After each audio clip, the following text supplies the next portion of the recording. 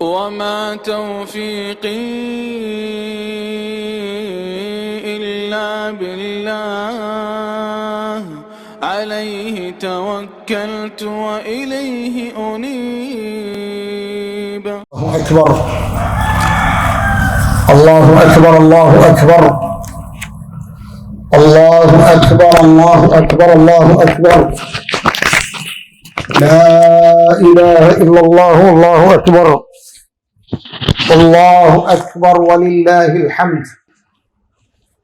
نحمده ونستعينه ونستغفره ونؤمن به ونتوكل عليه ونعوذ بالله من شرور أنفسنا ومن سيئات أعمالنا. من يهده الله فلا مضل له ومن يضلل فلا هادي له. وأشهد أن لا إله إلا الله وحده لا شريك له وأشهد أن محمدا عبده ورسوله. أما بعد فقد قال تبارك وتعالى: أعوذ بالله من الشيطان الرجيم.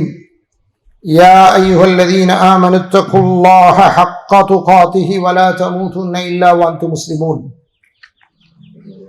يا أيها الناس اتقوا ربكم الذي خلقكم من نفس واحدة وخلق منها زوجها وبث منهما رجالا كثيرا ونساء واتقوا الله الذي تساءلون به والأرحام إن الله كان عليكم رقيبا. يا أيها الذين آمنوا اتقوا الله وقولوا قولا سديدا يصلح لكم أعمالكم ويغفر لكم ذنوبكم ومن يطع الله ورسوله فقد فاز فوزا عظيما. اللهم صل على محمد وعلى آل محمد كما صليت على إبراهيم وعلى آل إبراهيم إنك حميد مجيد. اللهم بارك على محمد وعلى آل محمد كما باركت على إبراهيم وعلى آل إبراهيم إنك حميد مجيد. அளவற்ற அருளாளனும் நிகரற்ற பேரன்புடையோருமாகி அல்லாஹுடைய திருப்பெயரால் துவங்குகிறேன். புகழ் அனைத்தும் ஏகனாகி அல்லாஹ் ஒருவனுக்கே. அவருடைய சாந்தியும் சமாதானமும் அவருடைய திருத்தூதர் முஹம்மது ஸல்லல்லாஹு அலைஹி வஸல்லம் அவர்கள் மீதும் அவர்களுடைய ஒப்பற்ற வாழ்க்கை வழிகாட்டுதல்களை இந்த உலகத்திலே நல்ல முறையிலே பின்பற்றி நடக்க இருக்கின்ற, குறிப்பாக பெருநாளை சீரும் சிறப்புமாக இறைவனுடைய திருப்தியை எதிர்பார்த்து இங்கே ஒன்று கூடி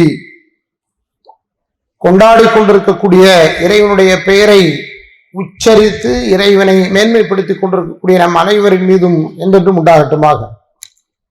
இதற்குரிய சகோதரர்களே, சகோதரிகளே, தாய்மார்களே, பெரியோர்களே, இது முஸ்லிம்களாகிய நமக்கு அல்லாஹுடைய திருத்தூதர் ஸல்லல்லாஹு அலைஹி வஸல்லம் அவர்கள் கற்பித்து தந்த, வழிநடத்தி தந்த, வாழ்க்கையிலே வழிகாட்டி நல்ல முறையிலே விழாவாக, கொண்டாட்டமாக, பண்டிகையாக அறிவித்த ஈதுல் அத்ஹா என்ற தியாக திருநாள், தியாக பெருநாள்.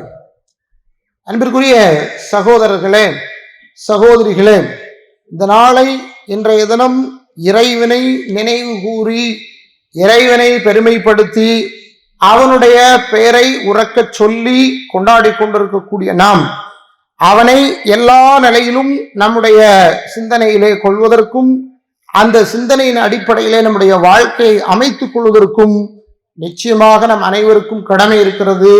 அதுதான் இந்த கொண்டாட்டத்தினுடைய யதார்த்தமான உண்மையான தத்துவமாக இருக்க முடியும். அப்படி உண்மையிலேயே நாம் இந்த தத்துவத்தை உள்வாங்கக்கூடியவர்களாக இருப்போம் என்றால், நாம் இந்த பெருநாளை கொண்டாடக்கூடிய இந்த நாளில் நிச்சயமாக சில விஷயங்களை நம்முடைய சிந்தனையிலே உள்வாங்கிக் கொள்ள வேண்டும். இன்றைய தினம் யௌமுன் நஹர், இன்றைய தினம் அறுத்து பலி கொடுக்கும் நாள் இது. இந்த நாள் ஒரு பக்கம் உலகத்திலே முஸ்லிம்கள் எல்லோரும் தியாக திருநாள் என்று கொண்டாடி கொண்டிருக்கிறார்கள் என்றால், அந்த தியாகம் இறைவனுக்காக நான் என்னை தர தயாராக இருக்கிறேன் என்று சொன்ன இப்ராஹிம் அலைஹிஸ்ஸலாம் அவர்கள், என்னை மாத்திரமல்ல என் குடும்பத்தில் யாரையும் இறைவனுக்காக நான் தர தயாராக இருக்கிறேன் என்று சொன்ன இப்ராஹிம் அலைஹிஸ்ஸலாம் அவர்கள், அவர்களுடைய வழிமுறையிலே வந்த முஹம்மது இப்னு அப்துல்லா ஸல்லல்லாஹு அலைஹி வ ஆலிஹி வஸல்லம் அவர்களுடைய வழிமுறையை பின்பற்றித்தான் இந்த பெருநாளும் இந்த திருநாளும் இது சார்ந்த எல்லா வழிபாடுகளும் பின்பற்றப்பட்டு கொண்டிருக்கிறது. இந்த நேரத்தில் இந்த 10ஆம் நாள் இன்றைய தினம் லட்சோப லட்ச ஹாஜிமார்கள் அல்லாஹுடைய ஆதி ஆலயம் பைத்துல் அதீக் இருக்கக்கூடிய அந்த மக்கமா நகரத்திலே ஒன்று திரண்டு அதை சூழ உள்ள இறைவன் எதை நினைவு சின்னங்களாக அறிவித்தானோ, இறைவன் எதை இஸ்லாமிய சின்னங்கள் உலகமெல்லாம் அறியும்படியாக அறிவித்தானோ, காலம் உள்ள வரையிலும் இருக்கும்படியாக சின்னங்களாக எவைகளை ஆக்கி வைத்திருக்கிறானோ அத்தனை சின்னங்களிலும் ஒவ்வொரு இடங்களிலே தங்கி இறைவனை நினைத்து வழிபட்டு அதில் உச்சமாக இன்றைய தினம் மாத்திரமே 4-5 வழிபாடுகளை தொடர்ச்சியாக ஹாஜிகள் செய்யக்கூடிய ஒரு நாள் தான் இந்த நாள். இந்த நாளிலே ஹாஜிகள் பிரத்யேகமாக அங்கே செய்யப்படும் வழிபாடுகளிலே தவாஃபுல் இஃபாதா என்ற ஒரு வழிபாடை மேற்கொள்கிறார்கள். தவாஃபுல் இஃபாதா என்ற அந்த வழிபாடு உலகத்திலே ஒரு மனிதன், ஒரு முஸ்லிம் நினைத்தால் எங்கேயும் செய்ய முடியாது. மாறாக அது யௌமுன் நஹர் என்று சொல்லப்படக்கூடிய இந்த நாள், இந்த நாளில் ஒரு வேளை செய்ய முடியாதவர்கள் நாளையோ நாளை மறுதினமோ செய்வதற்காக அனுமதிக்கப்பட்ட மிக முக்கியமான ஒரு வழிபாடு அல்லாஹுடைய ஆதி ஆலயமாகிய அந்த காபத்துல்லாவை சுற்றி வரக்கூடிய தவாஃப் செய்யக்கூடிய அந்த வழிபாடு. அந்த வழிபாட்டிலே ஈடுபடக்கூடிய எல்லோரும் அந்த தவாஃபின் போது அங்கே ஒரு மிக முக்கியமான வழிபாடிலே ஈடுபடுவார்கள். அது என்னவென்றால், அந்த தவாஃபுல் இஃபாதாவை முடித்துவிட்டு அங்கே ஒரு 2 ரக்காயத்துக்கள் சுன்னத்தாக தொழ தேவை இருக்கிறது. அந்த சுன்னத்தை அல்லாஹ்வுடைய திருத்தூதர் ஸல்லல்லாஹு அலைஹி வஸல்லம் அவர்கள் மக்காம் இப்ராஹிம் நின்ற இடம் என்ற ஒரு இடத்தை குறித்து அந்த இடத்திற்கு அருகாமையில் அல்லாஹ்வுடைய தூதர் செய்ய சொல்லியிருக்கிறார்கள். சொல்ல போனால் அந்த மக்காம் இப்ராஹிம் என்பது இந்த உலக அறிய அல்லாஹ் ரப்பல் ஆலமீன் தன்னுடைய ஆதி ஆலயத்தில தன்னுடைய இறை தூதர்களில் ஒருவருக்கு எவரை இறைவன் தன்னுடைய உச்ச தோழனாக எடுத்துக்கொண்டேன், இப்ராஹிமை நான் என்னுடைய ஹலீலாக எடுத்துக்கொண்டேன் என்று சொன்னானே, அந்த இப்ராஹிமை தன் ஆலயத்தை நின்று கட்டி எழுப்புவதற்காக பணித்து அவர் அதனை சரியாக செய்ததற்காக அந்த செயலுக்கு அல்லாஹ் ரப்பல் ஆலமீன் காலம் முழுக்க ஒரு நினைவை தருவதற்காக ஒரு அருமையான ஏற்பாட்டை செய்து வைத்திருக்கிறான். அங்கே மக்காமு இப்ராஹிம் அலைஹிஸ்ஸலாம் அவர்கள் நின்று அந்த கட்டிடத்தை புனர்நிர்மாணம் செய்து எழுப்பிய ஒரு கல்லை நினைவாக ஆக்கி அதையும் தவாப் செய்யக்கூடியவர்கள் சூழ வரும் பொழுது அது உள்ளே இருக்கும்படியாக அல்லாஹ் ரப்பல் ஆலமீன் வைத்திருக்கிறான். அது மாத்திரமல்ல, தொழக்கூடிய யாராக இருந்தாலும் சரி, தவாஃப் செய்யக்கூடியவர்கள் அந்த கஅபாவை செய்வார்கள் என்றால் அருகாமையில் இருக்கக்கூடிய அந்த மக்காமு இப்ராஹிமில் நின்று தொழுவதை இறைவன் தன் வேதத்திலேயே கடமையாக ஆக்கியிருக்கிறான் என்றால் எவ்வளவு முக்கியத்துவத்தை இந்த மனிதர்கள் நாம் அற்பமானவர்கள், சராசரியாக விந்து துளியில் உருவானவர்கள், குதித்து எழுந்து வெளியே வரும் அற்பமான மணியிலிருந்து பிறந்தவர்கள், நமக்கென்று இந்த உலகத்திலே எந்த ஒரு பெரிய பெருமையும் பெரிய உயர்வும் நிச்சயமாக இருந்திருக்க முடியாது, இல்லவே இல்லை. இறைவன் எதை நமக்கு தந்தானோ அதை தவிர அந்த விதத்திலே இந்த உலகத்தில் எல்லோருக்கும் மத்தியிலும் கோடான கோடி மனிதர்களுக்கு மத்தியிலும் இறைவன் ஒரு மனிதரை தேர்ந்தெடுத்து அங்கே அவருக்கு ஒரு மக்காமை தந்து அந்த மக்காமில் அல்லாஹ் ரப்பல் ஆலமீன் சொல்லுகிறான், فَإِذْ جَعَلْنَا الْبَيْتَ مَثَابَةً لِلنَّاسِ وَأَمْنًا அந்த அல்லாஹ்வுடைய ஆலயத்தை எல்லோரும் ஒதுங்குமிடமாக, எல்லோரும் அங்கே வழிபாட்டிற்காக தங்குமிடமாக, அதை ஒரு நிம்மதிக்குரிய இடமாக இறைவன் ஆக்கியிருக்கிறான். அது மாத்திரம் அல்ல, وَاتَّخِذُوا مِن مَّقَامِ إِبْرَاهِيمَ مُصَلًّى அப்படியான அந்த ஆலயத்திலே நீங்கள் மக்காமு இப்ராஹிம் எங்கே இருக்கிறதோ அதை நீங்கள் தொழுமிடமாக ஆக்குங்கள் என்று அல்லாஹ் ரப்பல் ஆலமீன் சொல்கிறார். இன்னைக்கு போற எல்லா ஹாஜிகளும் இன்றைய தினம் தவாஃபில் ஈடுபடுவார்கள். தவாஃபுல் இஃபாதா என்பது ஹஜ்ஜுடைய மிக முக்கியமான வழிபாடு. அந்த வழிபாட்டிலே கண்டிப்பாக அவர்களுடைய அந்த 2 ரக்காயத்து தொழுகை அங்கே தவாஃப் முடிந்து இருக்கும். இது உம்ராவிலும் வழி வழியாக நடைமுறையில் இருக்கக்கூடிய ஒரு விஷயம். ஏன் இந்த முக்கியத்துவம்? ஒரு தனி மனிதனுக்கு, இந்த உலகத்திலே வாழ்ந்த ஒரு சராசரி மனிதனுக்கு அல்லாஹ் ரப்பல் ஆலமீன் இவ்வளவு முக்கியத்துவம் கொடுத்து உலக மக்கள் எல்லோரும், குறிப்பாக அவர்களிலே எவர்களெல்லாம் முஸ்லிம்களாக இருக்கிறார்களோ அவர்கள் அனைவரும் அங்கே சென்று தன்னுடைய பாவம் அனைத்தையும் நீக்கிவிட்டு தன்னை பரிசுத்தவான்களாக ஆக்கி அங்கே இருந்து திரும்புவதற்காக லட்சோப லட்ச தொகைகளை செலவு செய்து அதற்கு மேல் மிகப்பெரிய பிராயச்சித்தங்களை எல்லாம் மேற்கொண்டு அங்கே இருந்து திரும்புகிறார்கள் என்றால் அங்கே இறைவன் அவருக்கு அவ்வளவு முக்கியத்துவம் கொடுக்க வேண்டிய ஒரு அவசியம் என்ன வந்தது என்றால் அவருடைய வாழ்க்கையை நாம் கொஞ்சம் திரும்பி பார்க்க வேண்டும். அன்பிற்குரியவர்களே, இன்றைய நாட்கள் நம்முடைய நாட்கள், நாம் வாழ்ந்து கொண்டிருக்கக்கூடிய இன்றைய நாட்கள் நம்முடைய நாட்கள். இது நம்முடைய காலம். நாம் நவீனமாக வளர்ந்து விட்டோம். நம்மை இந்த உலகம் பல புதுமைகளுக்கு பழக்கி வைத்திருக்கிறது, ஆளாக்கி வைத்திருக்கிறது. இந்த புதுமையிலும் இந்த பழக்க வழக்கங்களிலும் ஆட்பட்டு விட்ட நாம், நம்மிலே பலர் அடிப்படையில் நமக்கு ஒரு கொள்கை இருக்கிறது. அந்த கொள்கை அடிப்படையில் தான் இந்த மார்க்கம். அதற்காகத்தான் இப்ராஹிம் தன்னுடைய காலம் முழுவதையும் செலவு செய்தார். அதற்காகத்தான் மோசஸ் தன்னுடைய காலம் முழுவதையும் அர்ப்பணித்தார். அதற்காகத்தான் ஈசா ஜீசஸ் தன்னுடைய காலம் முழுவதையும் அர்ப்பணித்தார். அலைஹிமுஸ்ஸலாம். அவர்கள் அனைவரும் மீதும் அல்லாஹ்வுடைய சாந்தியும் சமாதானமும் உண்டாகட்டும். அவர்கள் அனைவரும் அதற்காகத்தான் அர்ப்பணித்தார்கள். அவர்கள் அனைவரும் அர்ப்பணித்த அந்த தியாகம், அந்த அர்ப்பணிப்பு எல்லாம் எதற்காக தெரியுமா? இந்த உலகத்தை அடைவதற்காக அல்ல, இந்த உலகத்துடைய ஆசாபாசங்களை அனுபவிப்பதற்காக அல்ல, இந்த உலகத்தின் பதவி பட்டங்களை தன்னளவிலே கொண்டு வந்து ஆழ்வதற்காக அல்ல, இந்த சமுதாயத்தின் மீது நாம் ஆதிக்கம் பெற்றவர்களாக இருக்கிறோம் என்பதை காட்டுவதற்காக அல்ல. மாறாக இறைவனுக்கு முன்னால் அவர்கள் பணிந்து தொழுது தன்னை விட்டு கொடுத்து இறைவன் ஒருவன் தான் என்பதற்காக அவர்கள் மேற்கொண்ட தியாகத்தை தவிர, அந்த ஒன்றிற்காக அவர்கள் உழைத்த உழைப்பை தவிர வேறொன்றும் இல்லை என்பதை குர்ஆன் சுன்னாவும் நமக்கு மிக தெளிவாக பதிந்து வைத்திருக்கிறது. ஆனால் இங்கே முஸ்லிம்களாகிய நாம் உலகத்தை பார்க்கும் பொழுது, உலகத்தின் இன்பங்களை பார்க்கும் பொழுது, உலகத்தின் ஆசாபாசங்களோடு தொடர்பு கொள்ளும் பொழுது, உலகத்தின் தேவைகளை கருத்தில் கொள்ளும் பொழுது இந்த இடத்தில் நாம் சருகி விடுகிறோம். என்று பெருநாளை கொண்டாடி கொண்டிருக்கிறோம். இப்ராஹிம் அலைஹிஸ்ஸலாம் அவர்களை நினைவு கூறி கொண்டிருக்கிறோம். இப்ராஹிம் விட்டு சென்ற நடைமுறையில் தான் ஒரு நடைமுறையாக இருக்கக்கூடிய இந்த நாளிலேயே மிகச் சிறந்த அமல் என்று அல்லாஹ்வுடைய தூதர் ஸல்லல்லாஹு அலைஹி வஸல்லம் சொன்ன அறுத்து பலிகொடுதல்களை நாம் செய்வதற்கு தயாராக இருக்கிறோம். ஆனால் அதே வேளை எந்த நோக்கத்திற்காக இவைகள் அனைத்தும் செய்யப்பட்டன என்பதை நாம் ஒரு முறை நம்முடைய சிந்தனையிலே உள்வாங்கிக் கொள்ள வேண்டும். எல்லாம் வல்ல இறைவன் அவனுடைய வேதத்திலே அந்த செய்திகள் அனைத்தையும் சொல்லி வைத்திருக்கிறான்.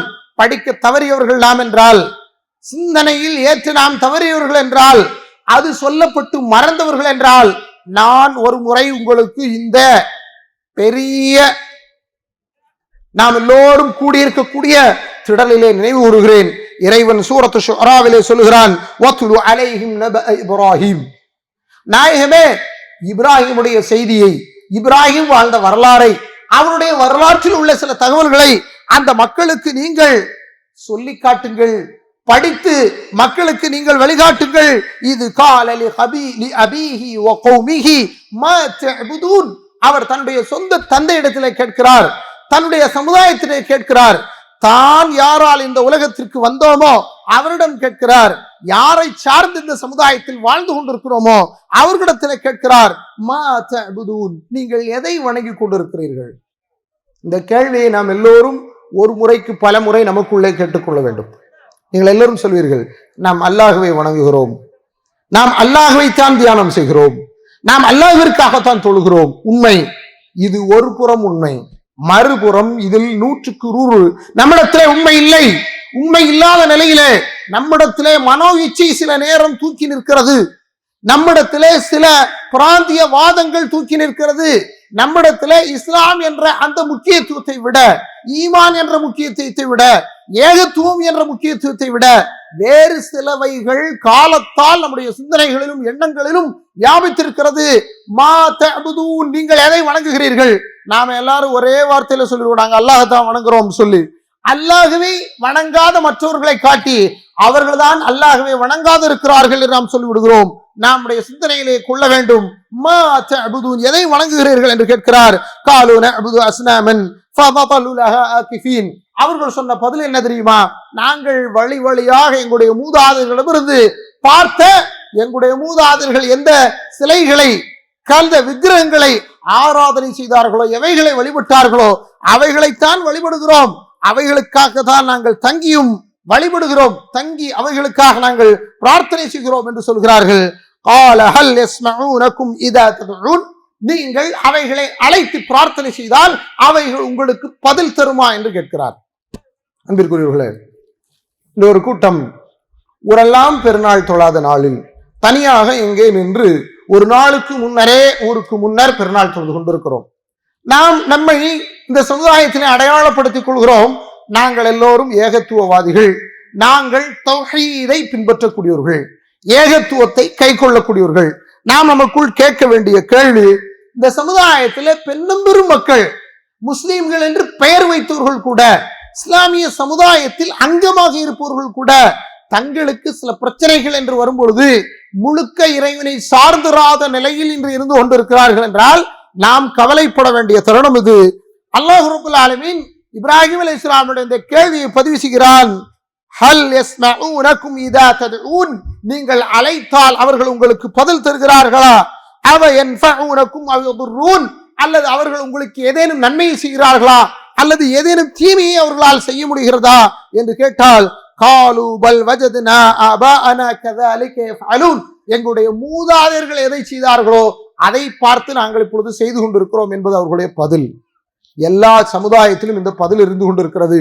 இன்றளவிலும் இந்த பதில் தான் தொடர்ந்து கொண்டிருக்கிறது. இன்னைக்கு நம்முடைய முஸ்லிம் சமுதாயத்துல கூட அவங்க செய்யக்கூடிய அனாச்சாரங்களையும், அவர்கள் செய்யக்கூடிய மார்க்கத்திற்கு முரணானதையும், குறிப்பாக கொள்கையை குழி தோண்டி புதைக்கக்கூடிய காரியங்களில் ஈடுபடக்கூடிய இடத்துல கேட்டார், அவருடைய பதில் என்ன தெரியுமா? எங்களுடைய மூதாதையர்கள் செய்தது என்று சொல்லக்கூடிய அந்த வளமை.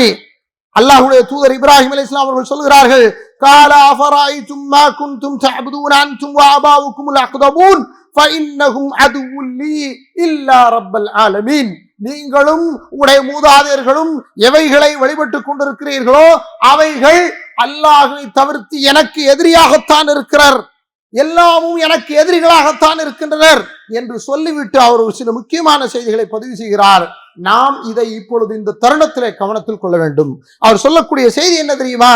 அல்லதி ஹலகனி ஃபஹுவ யஹ்தீன், அவன்தான் என்னை படைத்தான், அவனே என்னை வழிநடத்துகிறான். இப்ராஹிம் அலைஹிஸ்ஸலாமுடைய தௌஹீதுடைய உச்சத்தை கவனிங்க.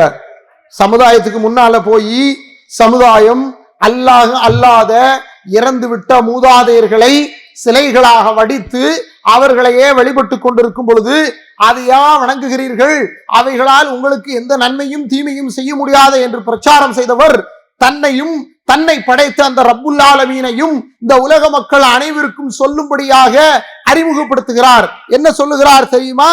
அல்லதி ஹலகனி, அவன்தான் என்னை படைத்தான், ஃபஹுவ யஹ்தீன், அவன் என்னை படைத்ததனால் அவனே என்னை வழி நடத்துகிறான் என்று சொல்கிறார். இன்று நாம் நம்முடைய இடத்திலிருந்து சிந்திக்க வேண்டிய விஷயம், நம்மை இறைவன் படைத்திருக்கிறான், அவன் அல்லாது வேறு யாரும் நம்மை படைக்கவில்லை என்று ஏற்றிருக்கிறோம். ஆனால் அவனுடைய கட்டளைகளை நம்முடைய வாழ்வின் கட்டளைகளாக ஏற்று பின்பற்றுகிறோமா? அவருடைய தௌஹீதுடைய சாரத்தை பாருங்க, அவருடைய தௌஹீதுடைய சாரத்தை பாருங்க. வல்லதி ஹுவ யுத்இமூன், அவன் தான் எனக்கு உணவளிக்கிறான், வயஸ்கீன், எனக்கு தாகித்தால் தண்ணீர் புகட்டுவதும் அவன் தான். இன்னைக்கு எல்லாரும் இந்த பதில சாதாரணமா சொல்லிடுவோம், வல்லதி யுத்இமூன், அவன் தான் எனக்கு உணவளிக்கிறான். அப்ப ஏன் நீ களவாடுற? ஒரு முஸ்லிம் எப்படி களவாட முடியும்? அப்ப ஏன் நீ மோசடி பண்ற? ஒரு முஸ்லிம் எப்படி மோசடி பண்ண முடியும்? அப்ப ஏன் நீ பிறருடைய பொருளுக்கு ஆசைப்படுகிறாய்? ஒரு முஸ்லிம் எப்படி பிறருடைய பொருளுக்கு ஆசைப்பட முடியும்? அப்பொழுது ஏன் நீ உன்னுடைய நிலக்கர்களை மாற்றி வைத்து அடுத்தவருடைய இடத்தை உன் இடமாக ஒரு சாணோ ஒரு அடியோ சில முழங்களோ சொந்தம் கொண்டாடுகிறாய் என்றால் முஸ்லிமே நீ சிந்தித்து பார், கொஞ்சம் யோசி. தௌஹீதுடைய உச்சம் ஹுவல்லதீ யுத்இமூன், அவன் தான் எனக்கு சாப்பாடு தரான். இந்த உலகத்துல நான் வசிக்கிறதுக்கு என்னுடைய ரிஸ்கை தீர்மானம் செய்து என்னை படைத்த இறைவனை தருகிறான் என்றால் உன்னுடைய எண்ணம் ஏன் இறைவன் தருவான் என்று இல்லாமல் இறைவன் அல்லாதவர்களை கொண்டு இந்த உலகத்திலே உன் அறிவு, உன் குயுக்தி, உன்னுடைய தவறான சிந்தனைகளை கொண்டு அடுத்தவர்களுடைய பொருளை கபலீகரம் பண்ணலாம் என்று மாறுகிறது. தௌஹீதுடைய உச்சம் என்ன தெரியுமா? இன்று பேசுகிறார்கள் உலகத்திலே தௌஹீத்வாதிகள், அவர்கள் கொள்கை அளவிலே தங்களை தௌஹீத் என்று சொல்லிக் கொள்வார்கள்.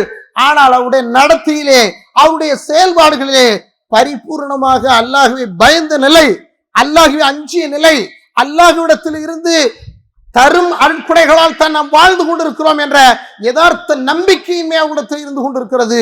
நபிகள் நாயகம் ஸல்லல்லாஹு அலைஹி வஸல்லம் சொன்னார்கள், ஃபமன் கஷனா ஃபலைஸ மின்னா, யார் மோசடி செஞ்சானோ அவன் நம்மளை சார்ந்தவன் இல்லைன்னு சொல்லி ஒரு முஸ்லிம் ஏகத்துவவாதி என்று சொல்லிக் கொண்டு மோசடி செய்யக்கூடியவனாக தன்னுடைய பொறுப்புகளுக்கு, தன்னிடத்தில் தரப்பட்ட அமானிதங்களுக்கு, தன்னிடத்தில் நம்பி ஒப்படைக்கப்பட்ட மனைவி மக்களுக்கு, தன்னிடத்தில் இறைவன் தந்திருக்கக்கூடிய இன்ன பிற ஏனைய பொறுப்புகளுக்கு நேர்மாறு செய்வான் என்றால் வல்லதி யுத்இமூன், அவன் தான் எனக்கு உணவளிக்கிறான் என்று சொல்லுவதிலே, அவன் தான் எனக்கு புகட்டுகிறான், அவன் தான் என்னுடைய தாகத்தை தீர்க்கிறான் என்று இப்ராஹிம் அலைஹிஸ்ஸலாம் அவர்கள் சொன்ன ஏகத்துவத்திலே ஒரு ஏகத்துவவாதியுடைய யதார்த்தம் எப்படி இருக்கிறது என்று பார்த்துக் கொள்ளுங்கள். நான் நோய்வாய்ப்பட்டு விட்டேன் என்றால் அவன் தான் எனக்கு ஷிஃபா தருகிறான். ஒரு இறை தூதருடைய கூற்றை பாருங்கள், ஒரு சமுதாயத்திலே அவருடைய பிரச்சாரத்தை பாருங்கள். அவன் நான் நோய் விட்டால் அவன் தான் எனக்கு நிவாரணத்தை தருகிறான். இந்த உலகத்துல நாம நோய்க்காக சிகிச்சை எடுத்துக் கொள்ளலாம், மருத்துவர்களும் மருந்துகளும் நமக்கு சிகிச்சை தரலாம். அன்பிற்குரியவர்கள், அது சிகிச்சை அளவில் உள்ளதுதானே தவிர நிவாரணம் அல்ல. இன்னைக்கு அந்த மாதிரியான சிகிச்சைய பல மருத்துவத்தில் இந்த முஸ்லிம் பெண்கள் சென்று எதிர்பார்க்கிறார்கள். ஒரு கட்டத்திற்கு பிறகு அது இங்கே கிடைக்கவில்லை என்றால் இங்கே இருந்து சிலை வழிபாட்டில் எவர்கள் இருக்கிறார்களோ அவர்களிடத்திலே சென்று எனக்கு அம்மை நோன்பு இருக்கிறது, எனக்கு அம்மை நோய் இருக்கிறது, எனக்கு இது போன்ற சில நோய்கள் இருக்கிறது என்று முஸ்லிம் சமுதாயத்து பெண்கள் புர்காவோடு சிலைகளுக்கு முன்னால் இருக்கிறார்கள் என்றால் எங்கே இந்த சமுதாயத்தினுடைய அடிப்படை கொள்கை? இருந்து லட்சத்தை செலவு செஞ்சு மிகப்பெரிய ஒரு நெருக்கடிகளை எல்லாம் தாங்கி எவ்வளவு சிரமத்திற்கு மத்தியிலே ஹஜ்ஜிற்கு செல்கிறார்கள். ஆனால் அந்த குடும்பங்களிலே, அப்படியானவர்களுடைய வீடுகளிலே இது போன்ற மிக மோசமான நம்பிக்கை கோளாறுகள் இருக்கிறது. இப்ராஹிம் அலைஹிஸ்ஸலாம் அவர்கள் இந்த உலகத்திற்கு பாடம் நடத்துகிறார்.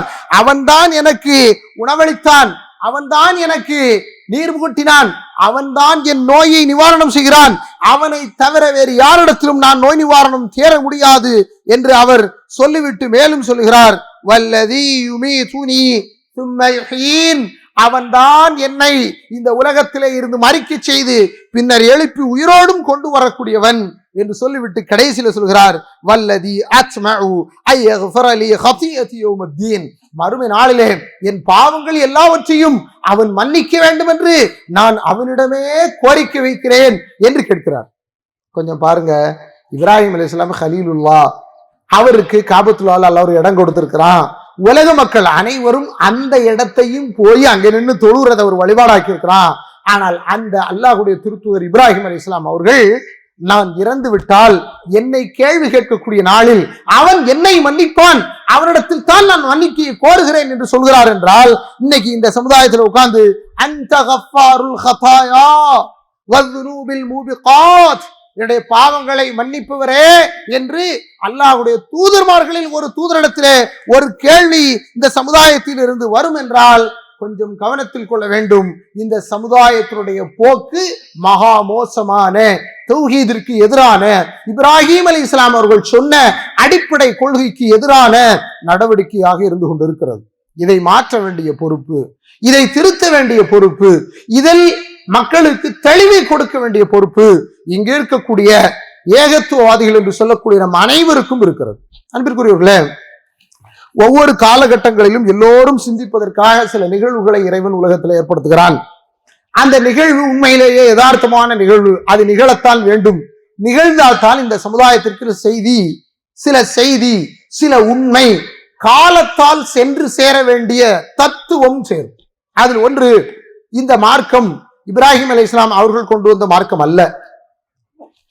இந்த மார்க்கம் ஆதிபிதா ஆதம் அலைஹிஸ்ஸலாம் அவர்கள் இந்த மனித சமுதாயத்திற்கு அறிமுகப்படுத்திய மார்க்கம். அவருக்கு எதை இறைவன் ஏற்றுக்கொண்டானோ அந்த மார்க்கம். இப்ராஹிம் அலைஹிஸ்ஸலாம் அவர்கள் எதை பின்பற்றினார்களோ அந்த மார்க்கம். மூசா அலைஹிஸ்ஸலாம் அவர்கள் எதை பின்பற்றினார்களோ அந்த மார்க்கம். ஈசா அலைஹிஸ்ஸலாம் அவர்கள் எதை பின்பற்றினார்களோ அந்த மார்க்கம். அதற்கு பின்னர் முஹம்மது நபி ஸல்லல்லாஹு அலைஹி வஸல்லம் இந்த உலக மக்கள் அனைவருக்கும் எதை சொன்னார்களோ அந்த மார்க்கம். அந்த மார்க்கத்துடைய யதார்த்தம் என்ன தெரியுமா? நன்றாக விளங்கிக் கொள்வதற்காக சொல்கிறேன். இந்திய அரசியல் தலைவர்களிலே ஒரு தலைவர் சமீப காலமாக இந்த அமைதியான இந்திய சமுதாயத்திற்கு சொன்ன செய்திகளில் ஒரு செய்தி, அந்த செய்தியினுடைய யதார்த்தம் இஸ்லாமோடு, இஸ்லாம் சொல்லக்கூடிய காலத்திற்குமான யதார்த்தமான வழிகாட்டுதலோடு எப்படி பொருத்தியோ அல்லது முரண்பட்டோ இருக்கிறது என்பதை பாருங்கள். அந்த தலைவர் சொல்கிறார், என் தாய் உயிருடன் இருக்கும் வரை நான் பயோலாஜிக்கலாக இந்த உலகத்திலே எல்லோரும் எப்படி பிறப்பார்களோ அவ்வாறு பிறந்தவன் என்றே எண்ணியிருந்தேன். நான் முதலில் சொன்னேனே, ஒரு விந்து துளியிலும் ஒரு பெண்ணின் சினை முட்டையிலும் இரண்டும் ஒன்று சேரும் பொழுது ஒரு பெண்ணின் யோனியின் வழியாக இயல்பாக இந்த உலகத்திலே எல்லா மனிதர்களும் எப்படி வருகிறார்களோ அப்படித்தான் எல்லோரும் வந்தார்கள். இறை தூதர்களும் அப்படித்தான் வந்தார்கள். எந்த இறை தூதரும் அதில் விதிவிலக்கல்ல. ஆதிபிதா ஆதம் அலைஹிஸ்ஸலாம் அவர்களை தவிர வேறு யார் விதிவிலக்கல்ல. எல்லோரும் அப்படித்தான் வந்தார்கள். நான் அதை அப்படித்தான் எழுந்திருந்தேன். ஆனால் அவர் மறைவிற்கு பிறகு என் தாய் இறந்து விட்டாள். அவள் இறந்து விட்ட பிறகு என் அனுபவ காலத்தை நான் திரும்பி பார்க்கிறேன். நான் கடவுளால் அனுப்பப்பட்டவன் என்று நான் நம்புகிறேன். நான் இந்த பலம் எனது என் உடலில் இருந்து என்னுடைய கடவுளால் தரப்பட்டது என்றும் நான் கடவுள் அனுப்பிய தூதன் அன்றி வேறு இல்லை என்றும் ஒரு மனிதர் சொல்கிறார். அன்பிற்குரியவர்களே, யார் சொன்னார், எப்பொழுது சொன்னார் என்று நான் உங்களுக்கு சொல்ல வேண்டிய அவசியம் இல்லை. ஆனால் இந்த கூற்றை நன்றாக கவனியுங்கள். எவ்வளவு அடிப்படையற்ற ஒரு கூற்று. ஆதிபிதா ஆதம் அலைஹிஸ்ஸலாம் அவர் இறை தூதர். அவர் யார் என்பதையும் அவருக்கு பின்னர் வந்தவர்கள் யார் என்பதையும் இறைவன் சூரத்து ஆல் இம்ரானில் வரக்கூடிய ஒரே ஒரு வசனத்திலே மிக தெளிவாக அழகாக சொல்கிறான். இந்த முழு மனித சமுதாயத்திற்கும் சொல்லப்பட்ட ஒரு உன்னதமான உயர்ந்த இறைவனுடைய ஏகத்துவத்தின் அறிக்கை. அது என்ன தெரியுமா? இந்த உலகத்தில் யாரை மனிதர்கள் வணங்கினாலும் சரி, கண்டிப்பாக அவர்கள் வணங்கக்கூடியவர்கள் யாராக இருப்பார்கள் என்றால், இதற்கு முன்னர் இந்த சமுதாயத்திற்கு இந்த உலகத்திலே நன்மையை நாடி தன்னை அர்ப்பணித்த ஒருவராகத்தான் இருக்க முடியும். அவர் இறந்த பிறகு அவருக்காக நினைவிடத்தை ஏற்படுத்தியவர்கள் ஒரு காலத்தில் அவரை வழிபடக்கூடியவர்களாக மாற்றித்தான் இன்று உலகத்தில் உள்ள அத்தனை தெய்வங்களும் உருவாக்கப்பட்டிருக்கின்றன. ஆனால் அல்லாஹ் சொல்கிறான், கேளுங்கள், இன்ன மஸல ஈஸா இன்தல்லாஹி கமஸலி ஆதம். ஈசா உலகத்தில் பெண்ணெம்பெரும் மக்களால் கடவுள் இப்னுல்லா, அல்லாஹ்வுடைய மகன் என்று கொண்டாடப்படக்கூடியவர். ஏனென்றால் அவர் தந்தை இன்று பயாலஜிக்கல் டிஃபிகல்ட் டோட்டலாக மாற்றமாக பிறந்தவர். எப்படி ஒரு ஆணும் பெண்ணும் சேர்ந்து ஒரு குழந்தை தரிக்கும் என்ற இடத்திலே ஆண் அல்லாது இறைவனுடைய வார்த்தையாக பிறந்தவர். கலிமத்து மின்ஹு அல்காஹா இலா மரியம். அல்லாஹ் தன்னுடைய வார்த்தை அதை மரியமுக்கு போட்டான், அதுதான் அங்கே கருவாக உருவானது என்று அல்லாஹ் ரப்பல் ஆலமீன் சொல்கிறானே. அப்படி விந்தையாக தந்தை இன்றி பிறந்த ஒரு மனிதன் தான் ஈசா அலைஹிஸ்ஸலாம். அவர் இறை தூதர். அவரை அல்லாஹ் ரப்பல் ஆலமீன் உலக மக்கள் அனைவருக்கும் உதாரணம் சொல்கிறான். இன்ன மஸல ஈசா, ஈசாவுடைய உதாரணம் அல்லாஹ்விடத்தில் என்ன தெரியுமா? கமஸலி ஆதம், ஆதமை போன்றதான். ஹலகஹு மின் துராபின், அல்லாஹ் அவரை மண்ணில் இருந்து படைத்தான். சும்ம கால லஹு குன் ஃபயகூன், பின்னர் இறைவன் அவருக்கு சொன்ன வார்த்தை என்ன தெரியுமா? குன், ஒரு உயிராக ஆகிவிடு என்று சொன்னான். அவரை இறைவன் தன் கையால் படைத்தான், மண்ணிலிருந்து படைத்தான். மண்ணின் அத்தனை சத்துக்களும் இன்று மனிதனுடைய உடலில் இருக்கிறது என்று அனைத்தையும் அக்கு வேறு ஆணி வேறு பயாலஜிக்கல் ரிசர்ச்ல சொல்றாங்க.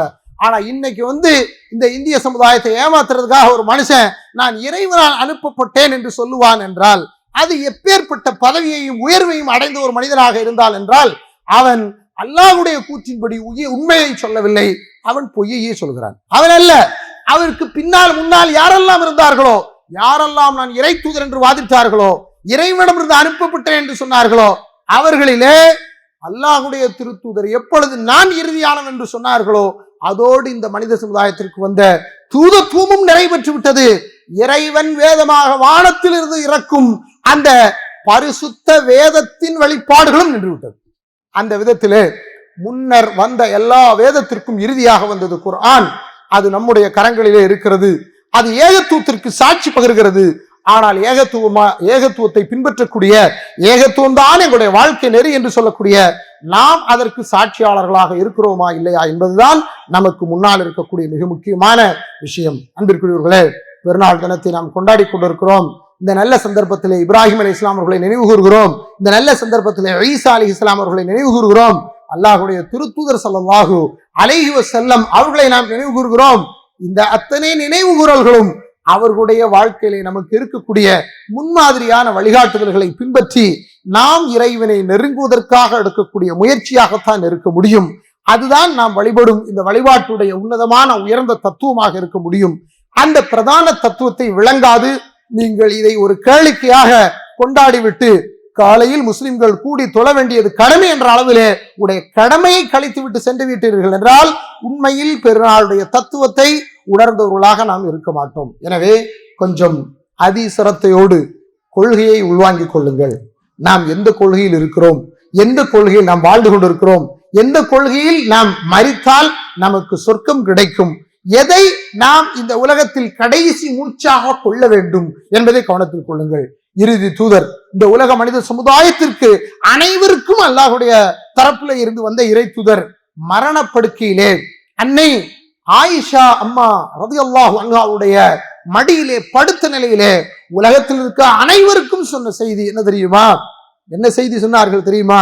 கவனத்தில் கொள்ளுங்கள். 2-3 விஷயங்களைத்தான் அவர்கள் கவனத்தில் கொண்டு மிக முக்கியமாக சொன்னார்கள். அதில் ஒன்று, மனிதர்கள் இறந்து விட்டால் அவர்களை இறைவனுடைய இடத்திற்கு கொண்டு வருவதற்கு இதற்கு முன்னுள்ளவர்கள் முயற்சித்தார்கள். நான் இறந்து விட்டால் என்னை அந்த இடத்திற்கு கொண்டு வந்து விடக் கூடாது. தெளிவான அறிவிப்பு. அந்த அறிவிப்பை அடிப்படையாக கொண்டு கடைசி நிமிஷம் வரையிலும் இந்த உலகத்துல யார் நபியுடைய உருவத்தை வரையவோ பார்க்கவோ உருவமாக தீட்டவோ முடியாத அளவிற்கு ஒரு தடையை விதித்து விட்டு யாரேனும் அவருக்கு மாலையிட்டு விடக்கூடாது, யாரேனும் அவருக்கு ஒரு சிலை ஏற்படுத்தி அந்த சிலைக்கு முன்னால் பத்தியோ பழமோ பூவோ போட்டு விடக்கூடாது என்பதிலே அவ்வளவு கண்ணும் கருத்துமாக இருந்தார்கள் அல்லாஹ்வுடைய தூதர். அதனால் தான் இவ்வளவு பெரிய சாகசத்தை உலகம் முழுவதும் செய்த இறை தூதருக்கு எங்கேயும் உருவச் சிலையோ எங்கேயும் படமோ எதுவுமோ கிடையாது. அதற்கு முன்னால் யார் வந்தார்களோ அவர்களுக்கெல்லாம் வரைந்து வைத்திருக்கிறார்கள், அவர்களுக்கெல்லாம் உருவம் திட்டுகிறார்கள் என்றால் அல்லாஹ்வுடைய தூதர் இந்த சமுதாயத்தை ஏகத்துவத்தில் விட்டு சென்ற அந்த யதார்த்தம். அப்ப நீங்க நாங்க சிலைகளை வணங்கலன்னா மட்டும் நாங்க ஏகத்துவவாதிகள் அப்படின்னு நினைச்சோம்னா நிச்சயமாக அது தப்பு இல்லை.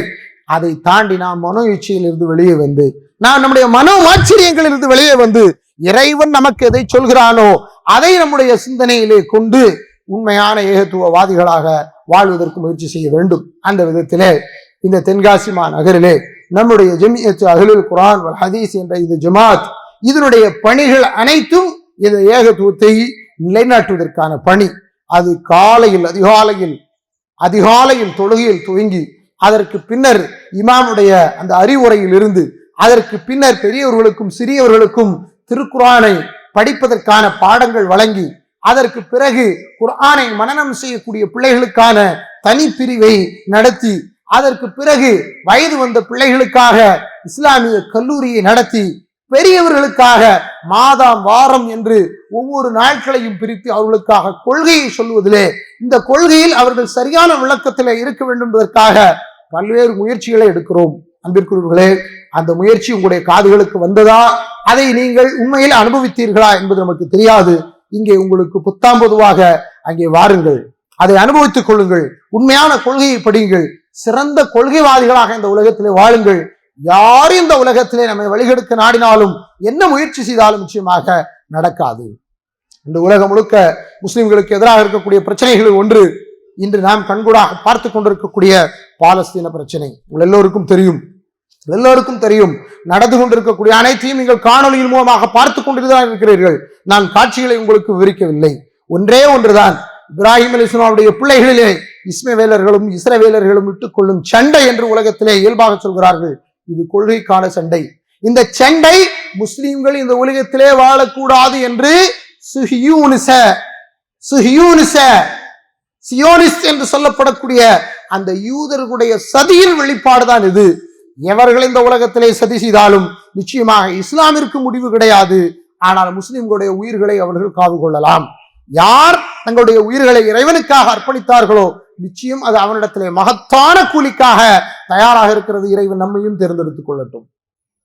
இறைவன் நம்மையும் தேர்ந்தெடுத்துக் கொள்ளட்டும். யாரை அந்த இடத்தில் எடுத்துக்கொண்டானோ அவர்களுக்காக பிரார்த்தனை செய்யுங்கள்.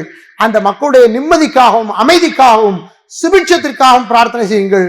ஆனால் நிச்சயமாக இஸ்லாம் நேர்மையாக சரியாக இந்த மண்ணிலே இந்த பூ உலகத்திலே பின்பற்றப்படக்கூடிய காலமெல்லாம், அதற்காக சிலர் வாழ்ந்து கொண்டிருக்கும் காலமெல்லாம் நிச்சயமாக பிரச்சனை முஸ்லிம்களுக்கு எதிராக எதிரிகளாக இருந்து கொண்டேதான் இருக்கும். வலன் தர்வா அன்கல் யஹூது வலன் நஸாரா ஹத்தா தத்தபிஅ மில்லதஹும். அல்லாஹ் ரப்பல் ஆலமீனுடைய வார்த்தை என்ன சொல்றான்? யூதர்களாக இருக்கட்டும், நசாராக்களாக இருக்கட்டும், நிச்சயமாக அவர்களுடைய வழிமுறையை நீங்கள் பின்பற்றாத வரையிலும் ஒரு காலமும் உங்களை நபியே உங்களையும் உங்களோடு இருக்கக்கூடியவர்கள் பொருந்திக் கொள்ளவே மாட்டார்கள். இந்த உலகத்தில் நீங்கள் நிம்மதியாக இருப்பது அவர்களுக்கு பிடிக்கவே பிடிக்காது என்று அல்லாஹ் ரப்பல் ஆலமீன் சொல்கிறான். இது சத்தியமான சொல். இந்த சொல் என்றைக்கும் நிரந்தரமானது. எனவே நாம் இந்த உலகத்தில் பிரச்சனைகளை அனுபவிக்கிறோம் என்றால் அது முஸ்லிம் என்ற பெயருக்காக அல்லது நிலத்திற்காக அல்லது நம்முடைய உடைமைகளுக்காக அல்லது நம்முடைய உரிமைக்காக என்று இல்லாமல் நம் கொள்கைக்காக என்று இருக்கும் என்றால் நம்மை விட பாக்கியவான்கள், நம்மை விட மிகப்பெரிய நன்மையை மறுமையிலே அறுவடை செய்யக்கூடியவர்கள் வேறு யாரும் இருக்க மாட்டார்கள். எல்லாம் அல்ல இறைவன் அந்த புரிதலை நமக்கு தந்து கொள்கைவாதிகளாக இப்ராஹிம் அலைஹிஸ்ஸலாம் அவர்கள் காட்டி தந்த, முஹம்மது ஸல்லல்லாஹு அலைஹி வஸல்லம் அவர்கள் காட்டி தந்த அந்த வழியிலே பயணிக்கக்கூடிய உன்னதமான மக்களாக நம் எல்லோரையும் எல்லாம் அல்ல இறைவன் ஆக்கி அருள் செய்வானாக. இந்த பெருநாளுடைய வாழ்த்தாக தகப்பல் அல்லாஹு மின்னா மின்கும் சாலிஹல் அமால் ஈதுனா வ ஈதுக்கும் ஸஈத் என்று உங்களுக்கு வாழ்த்து தெரிவித்து இந்த உரையை முற்றுப்பெறச் செய்கிறேன். வ ஆகிரு தஅவானா அல்ஹம்துலில்லாஹி ரப்பில் ஆலமீன்.